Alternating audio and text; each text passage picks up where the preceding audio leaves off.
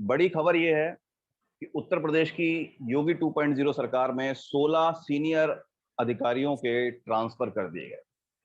इसके साथ ही छोटी खबर यह है कि इन ट्रांसफर में ग्रेटर नोएडा वेस्ट के सीईओ नरेंद्र भूषण का भी ट्रांसफर कर दिया गया है।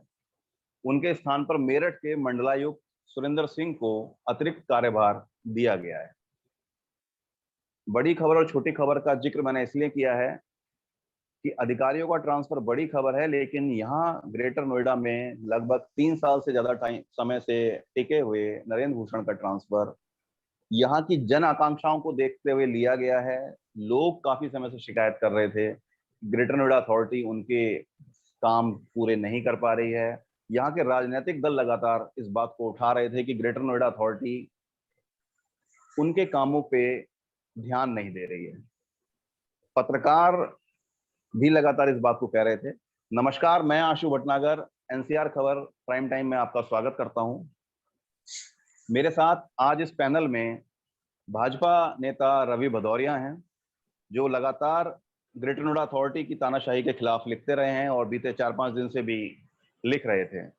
मेरे साथ ग्रेटर नोएडा में रहने वाले सामान्य आम आदमी चंदन चौधरी जी हैं और मेरे साथ वरिष्ठ पत्रकार राजेश बैरागी जी हैं। आप सभी का स्वागत है। इससे पहले कि मैं इस प्रोग्राम को शुरू करूं, अगर आप इस प्रोग्राम को यूट्यूब पर देख रहे हैं तो हमारे चैनल को जरूर सब्सक्राइब कर लीजिए, और अगर आप हमें फेसबुक पे देख रहे हैं तो हमारे पेज को लाइक कर लीजिए।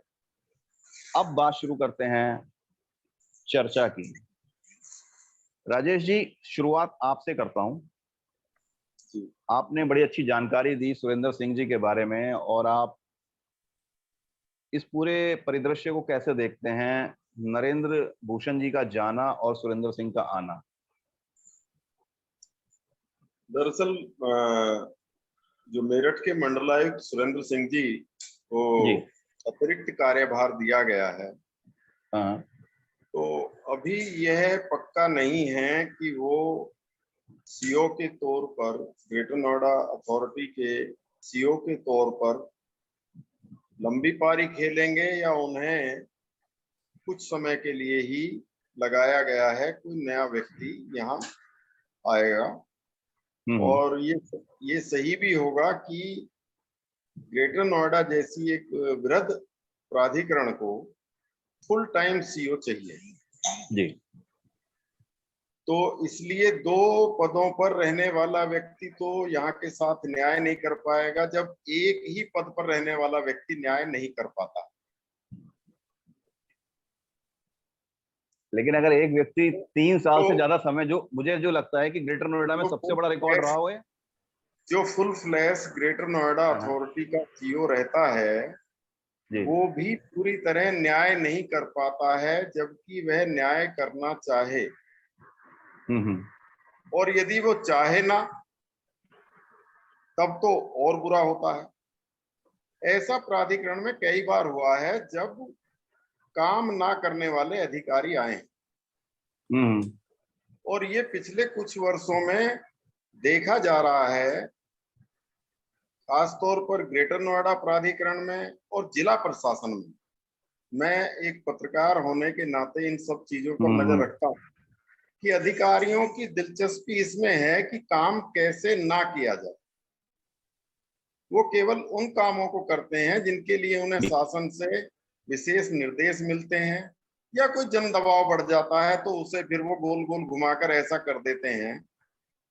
जैसा कि ग्रेटर नोएडा प्राधिकरण क्षेत्र के जितने गांव हैं, उन गांवों में किसानों की आबादी, मैं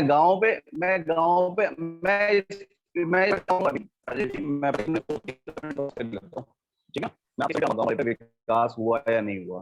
रवि, आपको मैं ला रहा हूं चर्चा में। रवि जी, माइक ऑन कर लीजिए। जी जी। रवि जी, ये जो परिवर्तन हुआ है, और क्या ये आपके लगातार लिखने और विरोध की वजह से हुआ है, या योगी परिवर्तन किया है? देखिए, पहले तो आप सभी को नमस्कार। और आपने आशु भाई इस चर्चा की जो शुरुआत की, उसमें आपने स्वयं इस चीज को माना था, और जैसे कि हम सभी जानते हैं कि ग्रेटर नोएडा अथॉरिटी में कहीं ना कहीं कुछ कमी है, जो अथॉरिटी के द्वारा किए जा रहे कार्य धरातल पर नजर नहीं आते। विशेषकर अभी बैरागी जी भी गाँव की बात भी कर रहे थे, उन्होंने विशेषकर ग्रेटर नोएडा वेस्ट और ग्रेटर नोएडा अथॉरिटी के अंदर आने वाले गाँवों की बात कर रहा हूँ। मेरा क्षेत्र ग्रेटर नोएडा वेस्ट ही है। अथॉरिटी गाँवों को तो बिल्कुल भूल चुकी है। गाँव में तो विकास ना के बराबर है, कभी सफाई नहीं होती। अब उससे भी इतर यदि मैं बात करूं ग्रेटर नोएडा वेस्ट के बिल्कुल हार्ट की बात करूं, 130 मीटर रोड, एक मूर्ति चौक, 4 मूर्ति चौक, उसके आसपास के रोड, और गौर सिटी का तो और भी बुरा हाल है। सड़कों पर सफाई ना के बराबर होती है, झाड़ू तक लगना मुनासिब नहीं है। हम लोग सोसाइटी के अंदर रहते हैं, मेंटेनेंस पे करते हैं, तो उसमें सफाई होना वो स्वाभाविक है, जिसके लिए हम मेंटेनेंस चार्जेस वगैरह भी देते हैं। तो सोसाइटियाँ तो अंदर अंदर से अच्छी है, सोसाइटियाँ ठीक है। किसी किसी जगह तो सोसाइटी का भी बुरा हाल है, क्योंकि अथॉरिटी बिल्डर्स पे कोई कार्रवाई नहीं करती है। लेकिन बाहर की सड़कें, नाले, जो नालियां बनी हुई हैं, या ग्रीन बेल्ट में जो गंदगी मची है, अथॉरिटी का ध्यान उस तरफ है ही नहीं। मुझे ऐसा लगता है कि अथॉरिटी का काम, जो मेरा मानना है वैसे भी, अथॉरिटी का काम सिर्फ लैंड डेवलप करके छोड़ देना और एक शहर को बसाना होता है। उसके बाद जो सारे काम है वो सिविक एजेंसीज के होते हैं, जो यहाँ पे नहीं है। तो सारे काम अथॉरिटी के द्वारा होते हैं, जो यहाँ की व्यवस्था है। लेकिन वो अपनी उस काम को नहीं करके, और उसके लिए लाख बहाने हैं, उसके लिए लाख बहाने उनके पास रहते हैं। तो जो ये काम हुआ है नरेंद्र भूषण जी का तो जाना, मैं ये समझना चाह रहा था कि कई फीडबैक भाजपा भाजपा कार्यकर्ताओं की तरफ से लगातार लखनऊ जा रहा था, जिसपे अब अमल हुआ है जी इस बात। जी, हम सब लगातार ये मांग कर रहे थे कि या तो अथॉरिटी को ढंग से काम करे। हाँ अभी कुछ दिनों से तो अथॉरिटी ने हाँ हाँ जनप्रतिनिधियों की अनदेखी भी करना शुरू कर दिया, जी और ये, लेकिन वो भूल गए कि ये योगी बाबा की सरकार है। और इस बार तो उन्होंने योगी 2.0 में साफ साफ अधिकारियों को बोल दिया था, या तो काम करें नहीं तो फिर जाएं। देखिए पहले एक आशु भाई, मैं एक ध्यान आकर्षण अच्छा करना चाहता हूँ आपका। भाजपा सरकार से पहले एक बड़ा ही फेमस कोट था, जो आप सब पत्रकार लोग अधिकतर यूज करते थे, कि भारत देश में जो सरकारी अधिकारी हैं, वो काम ना करने की सैलरी लेते हैं जी और काम करने के लिए रिश्वत लेते हैं। तो काम ना करने के लिए सैलरी लेना और काम करने के लिए रिश्वत लेना, ये एक एक प्रकार का परसेप्शन बना हुआ था। लेकिन भाजपा सरकार, केंद्र में मोदी जी की और योगी जी की सरकार आने के बाद उत्तर प्रदेश में ये चीजें बदली हैं। लेकिन सिस्टम को चेंज होते होते टाइम लगेगा, ठीक। इसीलिए ये बहुत अच्छा है। मैं स्वागत करता हूँ इस कदम का। जो भी ट्रांसफर हो रहे हैं, अब वो किस विषय में वो एक अलग विषय है, लेकिन भाजपा कार्यकर्ताओं की मांग को माना गया। मैं चर्चा में ला रहा हूं चंदन जी को। चंदन जी एक फ्लैट बायर है और आम आदमी। चंदन जी, ये जो राजनेता और पत्रकारों से अलग आपकी क्या समस्याएं या अपेक्षाएं थी अभी तक जो वर्तमान सीईओ थे, या क्या उनके सामने समस्याएं सॉल्व नहीं हुई एक आम आदमी के तौर पे? सभी यहाँ पर उपस्थित सभी लोगों को पहले तो नमस्कार। मैं चंदन चौधरी पैरामाउंट इमोशन में रहता हूँ और एक आम आदमी की तरह यहाँ पर अपनी समस्याओं से जूझ रहा हूँ। मैं ज्यादा नहीं, सिर्फ 3 या 4 समस्याओं का तरफ ध्यान आकर्षित करूंगा और आपको समझ में आ जाएगा कि लोगों की अपेक्षाएं जितनी भी है उस पे हमारी जो वर्तमान सीईओ थे वो खरे उतरे या नहीं उतरे। हमारी सोसाइटी के बगल में एक सड़क है जो 100 मीटर का पैच है, अधूरी पड़ी हुई है। आज 2022 में है, 2010 में बिल्डर ने डेवलपमेंट शुरू किया था। क्या 12 साल के बाद भी अथॉरिटी इस सड़क को बनाकर हमारे बाउंड्री वॉल को बनवा नहीं सकती थी? और ऐसा नहीं है कि लोग अथॉरिटी के पास इसको समस्याओं को लेकर नहीं गए हैं। और एक छोटा एग्जांपल देता हूं, हमारे पैरामाउंट इमोशन के सामने पूरे स्टेलर जीवन तक सिर्फ व्हाइट, वो पीली वाली लाइटें आज तक पड़ी है। क्या 12 साल में पीली लाइटें चेंज होकर सफेद लाइटों में नहीं आ सकती? क्या ये बिजली ज्यादा खर्च नहीं हो रही है? क्या लोगों को अंधेरे में जीना नहीं पड़ रहा है? आज एक और विशेष समस्या के बारे में बताता हूं कि हमारे सोसाइटी में 120 ऐसे केस हैं जिनकी रजिस्ट्री हो चुकी है, लेकिन अथॉरिटी कहती है रजिस्ट्री गलत है। कैसे कहते हैं रजिस्ट्री गलत है? क्या उन लोगों ने स्टैंप ड्यूटी नहीं दिए? क्या उन लोगों ने अथॉरिटी में अपने फॉर्म नहीं भरे? इन सबों के बावजूद भी आप कहते हो गलत है, इसका मतलब आप बिल्डर के साथ गठजोड़ करके बैठे हुए हो। क्या आपको नहीं लगता कि आप इन 120 लोगों की समस्याओं को खत्म करो? लोग आपके पास जाते हैं, आप कहते हैं जी हम कुछ नहीं कर सकते। कौन कर सकता है फिर? ये मेरा क्वेश्चन है कि ये कौन कर सकता है? अगर आप नहीं कर सकते तो कौन करेंगे? हम आम जनता करेंगे। आपको सरकार ने इसीलिए यहाँ पर रखा है कि जनताओं की समस्याओं को सुने और उसे खत्म करें। 400 लोगों की रजिस्ट्री नहीं हुई है, वो रजिस्ट्री का मुद्दा कौन? क्या एक आमद, क्या हमने पैसे नहीं दिए? क्या हमने सारे काम नहीं किए जो उन्होंने अथॉरिटी ने अपने रूल रेगुलेशन दिए? तो मुझे लगता है कि अगर हम अपनी छोटी छोटी समस्याएं, तो हमने सिर्फ वो बताई जो सोसाइटी के आसपास की है। अगर मैं पूरे ग्रेटर नोएडा वेस्ट की बात बताऊं तो आज मुझे भी एक अच्छे हॉस्पिटल के लिए भी मुझे बहुत दूर जाना पड़ता है।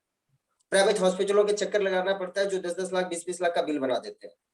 तो ग्रेटर नोएडा वेस्ट में 70 या 140 के आसपास सोसाइटियां हैं। क्या लोगों का हालत ये है?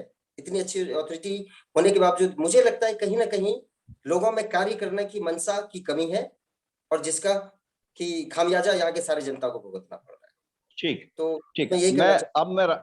अब मैं राजेश जी को लाता हूँ। राजेश जी, अब आप अपनी बात कीजिए, जो आप बात कह रहे थे, और आपने आम जनता की बात भी सुनी और राजनेताओं की भी बात सुनी। इसके लिए खाली एक अधिकारी का ट्रांसफर समस्या का समाधान है क्या? नहीं, देखिए, अधिकारियों का तबादला जो है वो तो एक रूटीन प्रक्रिया है। अधिकारी आता है तो जाता है। अधिकारी तो पद पर बैठे हुए व्यक्ति को उस पद के अनुसार कार्य करना चाहिए, लेकिन ये अधिकारी उस पद पर बैठने वाले व्यक्ति पर निर्भर करेगा कि वो आलसी है, टालू है, या एक्टिव है, डायनेमिक है। तो हम विभिन्न अधिकारियों को इस रूप में जानते हैं, भाई बड़े कुशल प्रशासक थे, बहुत डायनेमिक अफसर थे, बहुत त्वरित निर्णय लेते थे, जनता के हितैषी थे। बहुतों के बारे में जानते हैं कि वो दुष्ट थे, आलसी थे, टालू थे, इस तरह की तो छवि बनती ही है। अधिकारियों का आने जाने का फर्क सिर्फ ये पड़ता है कि उस व्यक्ति की मानसिकता कैसी है अपने कर्तव्यों के प्रति। ये जो यहाँ मैं रवि भदौरिया जी से थोड़ा सा नाइत्तेफाकी जाहिर करूंगा कि ये जो भ्रष्टाचार है ये केवल पैसे के लेन देन पर आधारित नहीं, भ्रष्टाचार विभिन्न स्तरों पर होता है। जैसे टीआर जोसेफ एक वरिष्ठ आईएएस रहे हैं, अब सेवानिवृत्त हैं, वो ग्रेटर नोएडा अथॉरिटी के सीईओ बनकर आए, चेयरमैन बनकर आए, और आते ही उन्होंने जो है कहा कि जो भी पिछले दिनों में, पिछले वर्षों में घोटाले हुए हैं उन सबकी फाइलें निकालो, सबका ऑडिट कराओ, सबको चेक करो, सबको पकड़ो, रिपोर्ट दर्ज कराओ, और पूरे अथॉरिटी का काम उन्होंने बंद कर दिया। कोई नया टेंडर नहीं, कोई नई परियोजना नहीं, सिर्फ जांच कराने का काम। अब इसको हम क्या कहें, जबकि टीआर जोसेफ की छवि आज भी किसी अफसर से आप पूछेंगे तो पता चलेगा कि बेहद ईमानदार व्यक्ति थे, डेड ऑनेस्ट। लेकिन उससे क्या फायदा हुआ ग्रेटर नोएडा अथॉरिटी? मैं इसी पॉइंट पे एक मिनट थोड़ा सा वो दे रहा हूँ। मैं जब इस पूरे परिचर्चा के लिए डॉक्यूमेंटेशन को देख रहा था, मेरी जो टीम ने फाइंड किया, तो मैं देख रहा था कि जब नरेंद्र भूषण भी आए तो 2018 सितंबर का एक मैं न्यूज देख रहा था किसी समाचार पत्र का। तो अभी जैसे चंदन जी कह रहे हैं साहब रजिस्ट्री का इशू है या फर्जी रजिस्ट्री हो गई, तो एक स्पेसिफिक न्यूज थी कि भूषण जी जो हैं खुद फोन करते थे कि मैं नरेंद्र भूषण बोल रहा हूं, आपकी रजिस्ट्री हुई नहीं हुई बताइए। ये जो छवि चमकाने वाली आपने बात कही कि छवि कैसी बनती है, तो क्या कहीं ऐसा तो नहीं कि वो छवि पे ही ज्यादा फोकस हो जाता है सारे जो सीईओ आते हैं या चेयरमैन आते हैं, कि किसी तरीके से छवि खराब ना हो? नहीं, रवि भदौरिया जी बुरा ना माने तो मैं कहूं कि ये सरकार केवल छवि बनाने वाली सरकार है। ये हर कार्यक्रम को इवेंट बना देते हैं, और उसे जो है वो गंगा अभियान भी वो बिलखते लोगों को मुस्कुराते चेहरों के साथ लाना, वो इन्हीं से किया जा सकता है। हालांकि मैं इस सरकार का विरोधी नहीं हूं, मैं इसकी बहुत सारी नीतियों की प्रशंसा भी करता हूं, लेकिन सरकार योगी और मोदी या भाजपा की जहां भी सरकारें हैं, इन्होंने पिछले कुछ वर्षों में ऐसा तो क्या ही है कि हर कार्यक्रम को ये छवि बनाने में ही जुट जाते हैं, उस कार्यक्रम की मूलभूत जो आवश्यकताएं हैं उससे दूर चले जाते हैं। जी। हम अपनी बहस को यही केंद्रित रखें ग्रेटर नोएडा पे ही तो ज्यादा ठीक है। मैं इसी पॉइंट पे ला रहा हूँ रवि जी, ये जो आरोप है कि सरकार छवि बनाने में बड़ी एक्सपर्ट है, मैं मानता हूँ कि पीआर आज की डेट में बड़ी अच्छी एक्सरसाइज है। ये क्या अधिकारियों ने भी यही सीख लिया? सरकार के करते करते अधिकारी भी यही समझ गए कि भाई ऐसा है, सरकार की इमेज की तरह हम भी अपनी इमेज को क्लीन और पॉपुलर रखें ट्विटर पे और बाकी चीजों पे, और काम हो जाएगा।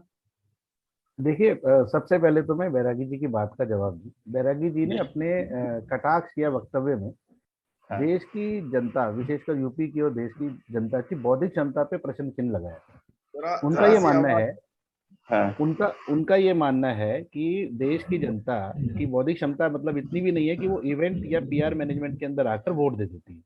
चलिए ठीक है, ये उनका निजी विचार है, इसमें मैं कुछ कह नहीं सकता। बट मेरा ये मानना है कि यदि सरकार कुछ अच्छे कार्य करती है तो उसको बताने में कोई बुराई नहीं है, चाहे उज्ज्वला योजना हो या मतलब नहीं ऐसी नहीं अगर नहीं, कोई वो योजना है ठीक है, वो सरकार को स्टेट छोड़ लेवल देते हैं। पे। मैं पॉइंट ये ला रहा हूँ कि क्या अब सरकार के साथ साथ अधिकारियों ने भी ये सीख लिया है कि पीआर को बिल्कुल अपना बिल्कुल मजबूत करो? बिल्कुल। है? आजकल आजकल सोशल मीडिया का जमाना है, मैंने भी देखा है हाँ, ट्विटर पे, और आप जानते हैं कि मैं बहुत एक्टिव रहता हूँ सोशल मीडिया पे, विशेषकर ट्विटर पे।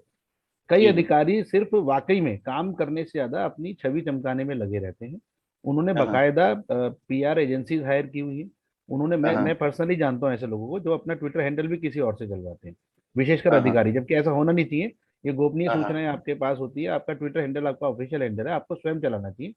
अधिकतर चलाते हैं, लेकिन कुछ बाहर से भी चलवाते हैं, तो छवि चमकाने से कुछ नहीं होता। जनता को पता हम्म। होता है, जनता के पास मैंने बताया ना, जनता की बौद्धिक क्षमता पे कभी वो नहीं करना चाहिए प्रश्न चिन्ह। जनता को मालूम है कौन काम कर रहा है कौन नहीं कर रहा है, इसलिए लगातार ये मांग ग्रेटर नोएडा वेस्ट में, अभी चंदन जी ने भी बताई है। क्या हम्म अथॉरिटी को इतनी भी मतलब मैं क्या मतलब अजीब से वर्ड मेरे मुंह से निकलने वाले थे कि अकल नहीं है कि बिल्डर ने यदि पैसे जमा नहीं किए तो आप जनता की रजिस्ट्री रोक देते हैं। मतलब ये कौन सा लॉजिक है, मुझे आज तक समझ नहीं आया। जनता जो अपने हिस्से का पैसा दे चुकी है बिल्डर को, और बिल्डर वो पैसा आगे नहीं जमा कराता है, तो इसमें बिल्डर की गलती है, जनता की गलती नहीं है। और उन लोगों के रजिस्ट्री को रोककर आप कहीं ना कहीं से भ्रष्टाचार को बढ़ावा दे रहे हैं, बिल्डर के साथ आपकी साठगांठ निकल कर आती है। ये मानना पड़ेगा कि अथॉरिटी के कुछ भ्रष्ट अधिकारी जो बिल्डर के साथ मिले हुए हैं और जनता को त्रस्त रखते हैं। अब जब इस मांग को जनप्रतिनिधियों द्वारा उठाया जाता है, भाजपा संगठन के कार्यकर्ताओं द्वारा उठाया जाता है, तो उन्होंने पिछले 6 महीने से, विशेषकर चुनाव के बाद से, जनप्रतिनिधियों को किसी उद्घाटन समारोह में बुलाना भी ये वो नहीं रखा। विधायक जी को हमारे, सांसद जी को हमारे, उनके शिलापट जो लगते थे वो भी लगाना उन्होंने लगभग बंद कर दिया। तो अधिकारी बिल्कुल निरंकुश हो गए। मेरी आपके माध्यम से भी, मतलब हम अपने पार्टी फोरम पे तो ये मांग रखते हैं, अपने जनप्रतिनिधियों से भी करते हैं, सरकार से भी मांग करते हैं, फिर भी जनता के बीच में भी कहना चाहता हूँ कि ऐसे भ्रष्ट अधिकारियों को यहाँ से जाना ही होगा। अब चाहे उसको आप रूटीन तबादले समझें या जो मर्जी समझें, ये अधिकारी अब ज्यादा दिन यहाँ नहीं रहेंगे। और मैं फिर से कहता हूँ कि इनका काम सिर्फ लैंड डेवलप करना है, कॉलोनी काटना है। अथॉरिटी का यही काम होता है। कम से कम सिविक एजेंसीज के लिए, सफाई के लिए या अन्य मामलों के लिए यहाँ पे एक सिविक एजेंसी का होना बहुत जरूरी है। ठीक।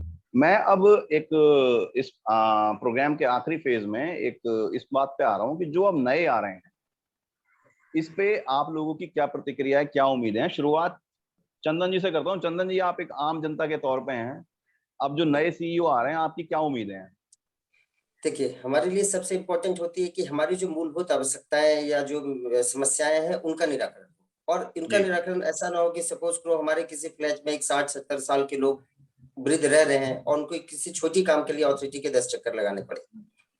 मैं आज कहता हूँ थोड़ी देर के लिए कि एक हमारी फैमिली है आपके जिनको हिसाब से, बीपीएल, नहीं, इसको शॉर्ट करते हैं। आपके हिसाब से समस्याओं को सॉल्व करने के लिए डिजिटलाइजेशन जरूरी है, राइट?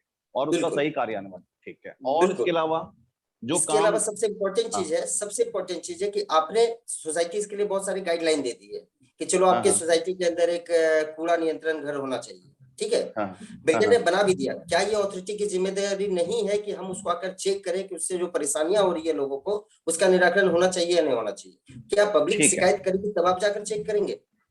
ठीक। तो अब मुझे लगता इसी, है कि जी जी, अथॉरिटी को कहीं ना कहीं इंटरवेन करके लोगों की समस्याओं का समाधान करना चाहिए। करना चाहिए, ठीक है। नए जो सीईओ आ रहे हैं, आपकी उम्मीदें उनसे ये हैं। राजेश जी, जो नए सीईओ आ रहे हैं, आप बता भी रहे थे मेरे को पर्सनल बातचीत में कि काफी एक्टिव हैं, काफी उनका ट्रैक रिकॉर्ड बड़ा अच्छा है और मथुरा के रहने वाले हैं, तो ज्यादा बेहतर जानते हैं इस जगह को। आपकी क्या उम्मीदें हैं कि उनसे क्या रहेगा आने वाले दिनों में? पहली उम्मीद तो ये है कि वो पहले स्थायी हो। अच्छा, ठीक है। तब उनसे उम्मीदें करें। और क्या? और जी जी दूसरी बात ये है कि ये सरकार जिसकी रवि जी। भदौरिया जी अभी कह रहे थे, तो मैं ये स्पष्ट करना चाहता हूं कि सरकार वास्तव में यहाँ है कौन? यहाँ सरकार नाम है मुख्यमंत्री का। जी जी बाकी सब लोगों को कह दिया गया है कि आप अधिकारियों के कार्यों में हस्तक्षेप नहीं करेंगे, जी। सरकार के अलावा कोई हस्तक्षेप नहीं करेगा, और सरकार का मतलब यहाँ मुख्यमंत्री है। नहीं, मैं इस बात को मानता हूँ। ये कौन सा आदेश यह है? दुख बेकार है कि जनप्रतिनिधियों को नहीं बुलाया जा रहा है, उन्हें नहीं पूछा जा रहा है, उनकी नहीं मानी जा रही है। आप किसी विधायक से, भाजपा के किसी विधायक से निजी बातचीत में पूछें तो वो रोने लगेगा कि उसकी कैसी इज्जत हो रही है। मैं स्पष्ट कर दूं कि गेस्ट की राय निजी है, एनसीआर खबर के इसके लिए उत्तरदायी नहीं है। देखिए ऐसा है राजेश जी जो बोल रहे हैं, ये अब अतिशोक्ति कह दे ऐसे क्या कह दे, मैंने ये बताया ग्रेटर नोएडा वेस्ट के संदर्भ में। अभी आप इसको जनरलाइज करके पूरे उत्तर प्रदेश की बात करें कि ऐसा कोई ऑर्डर दिया गया है, तो मुझे लगता नहीं ऐसा कोई ऑर्डर कभी आया है। ठीक है। मैं एक मिनट रवि जी, राजेश जी को क्लोज कर लूं। राजेश जी, मैं सिर्फ ये जानना चाह रहा हूँ कि आपके हिसाब से अथॉरिटी के जो नए सीईओ हैं, उनसे प्राथमिकताएं क्या क्या होनी चाहिए? उनसे प्राथमिकताएं हैं कि वो यहाँ की जो नागरिक सुविधाएं हैं सबसे पहले उनके ऊपर फोकस करें। और दूसरी जो बड़ी समस्या है वो है यहाँ का जो भूमि दाता है, किसान, उसकी समस्याएं हैं, चाहे वो आबादी के प्रकरण है, चाहे वो 6% प्लॉटों के प्रकरण है, चाहे उनके मुआवजे से संबंधित समस्याएं हैं उनकी। यहाँ तो किसानों को जो आबादी के भूखंड दिए गए हैं उनकी रजिस्ट्री हो गई, ट्रांसफर हो गए और उन प्लॉटों का पता नहीं है। जी। ऐसे हजारों प्रकरण, 1456 प्रकरण मैंने पिछले दिनों छापा था। ये जो है करीब 1500 लोग हैं जिनकी रजिस्ट्रियां करके ट्रांसफर भी हो गए हैं और उन प्लॉटों का अता पता नहीं है, उनके नक्शे पर नहीं है वो। तो नहीं, मैंने देखा है अभी बीते दिनों एक किसान को 20 साल बाद प्लॉट मिला और वो ट्रायंगल प्लॉट मिल गया। मतलब, और उसमें एक प्लॉट में तो रास्ता ही नहीं है जाने का, मतलब शायद। तो इस तरह की चीजें सुधारनी जरूरी है। जेवर एयरपोर्ट उन्हीं के लिए बनाया जा रहा है जिनके प्लॉटों पर रास्ता नहीं होगा। वो सब वहां से उड़ान भरा करेंगे। तो ये सब चीजें हैं, उन पर फोकस करना होगा नए सीईओ को, नहीं तो ये अथॉरिटी नोएडा और यमुना के बीच में ये श्रम बन जाए।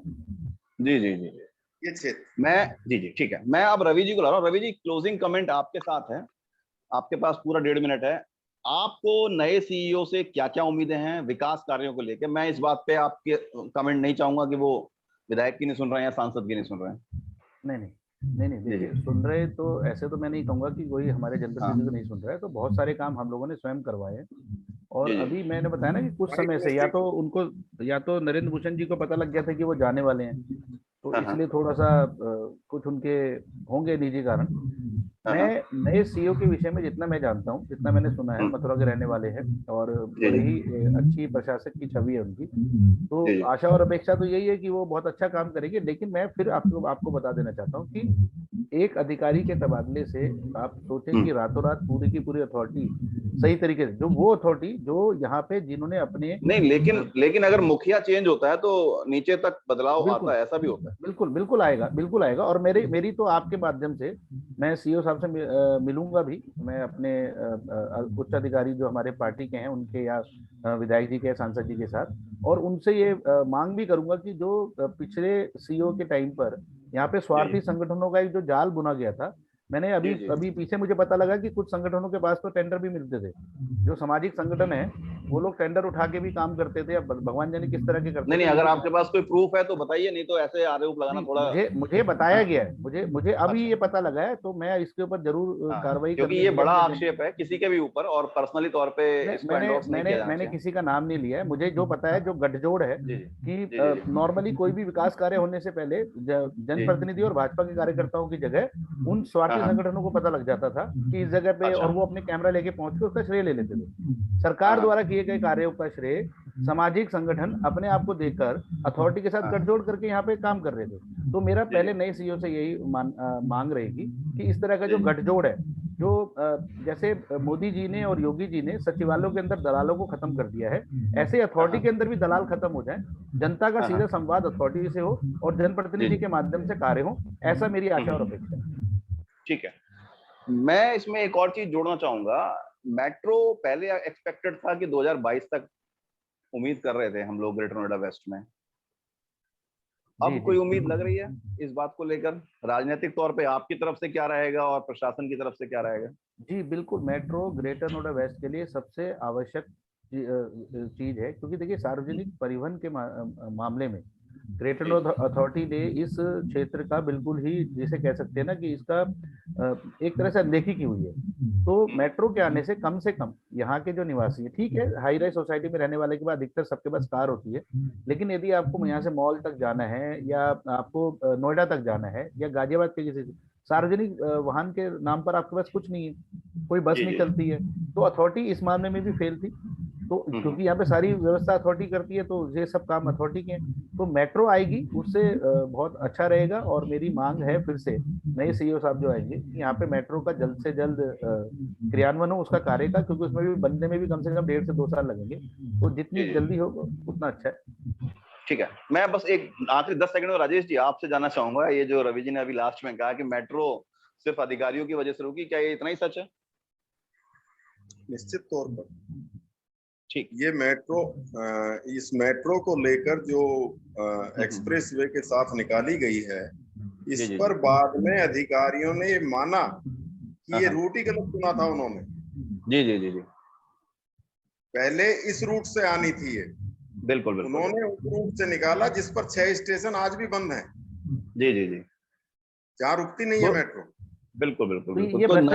ये भ्रष्टाचार का उदाहरण है, आप देख लीजिए अथॉरिटी कितनी। तो हम लोग, जी जी जी, रवि जी का कहना सही है कि इस क्षेत्र में मेट्रो आने से निश्चित ही नागरिक सुविधाओं में बहुत वृद्धि होगी और लोगों को बहुत सुविधा मिलेगी। ठीक, तो मैं इस परिचर्चा को आज इस नोट के साथ क्लोज करता हूं कि जो लोगों की अपेक्षाएं हैं नए सीईओ, सबसे पहली अपेक्षा तो जो राजेश बैरागी जी ने कहा कि भाई सरकार उनको अतिरिक्त कार्यभार की जगह पूर्ण कार्यभार दे दे और उनको पूर्णकालिक सीईओ बना दें।